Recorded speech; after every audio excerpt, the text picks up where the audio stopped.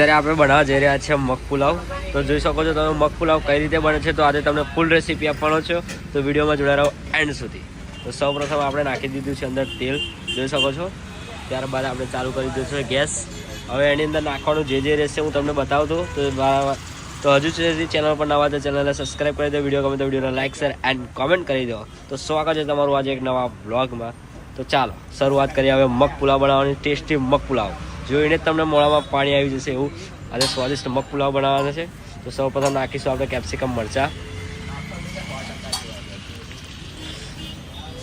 Capsicum મરચાં add થઈ ગયા છે, જોઈ શકો છો તમે.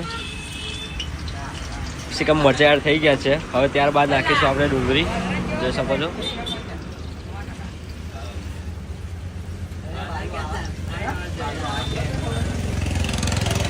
ડુંગળી એડ થઈ ગઈ છે, જોઈ શકો છો તમે.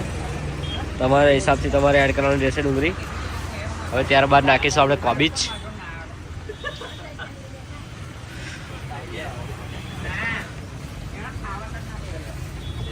તો આપણે કોબીજ પણ એડ થઈ ગઈ છે. હવે ત્યારબાદ નાખીશું આપણે ટામેટા. જોઈ શકો છો બધું શાકભાજી આપણે ટોટલી એડ કરી દીધું છે. હવે એને પ્રોપર તરીકે મિક્સ કરી લેવાશું. ત્યાં સુધી એનો ગોલ્ડન કલર પ્રોપર શેકાઈ ના જાય ત્યાં સુધી આપણે એને ધીમા તાપીથી શેકાવા દઈશું.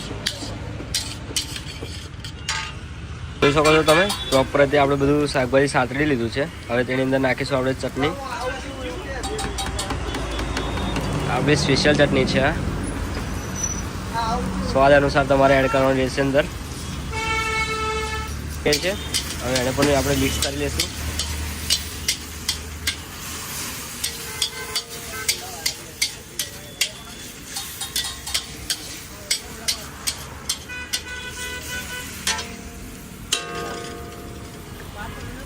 જોઈ શકો છો ચટણી પણ આપણે શેકાઈ જાય છે. ત્યારબાદ નાખીશું હવે રાઈસ આપણે.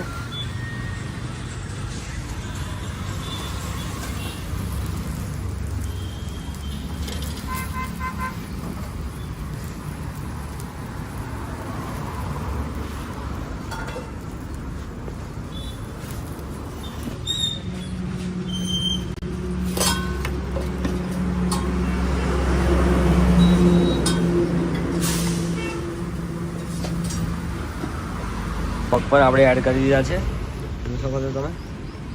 ત્યારબાદ નાખીશું હવે આપણે સ્પેશિયલ મસાલો.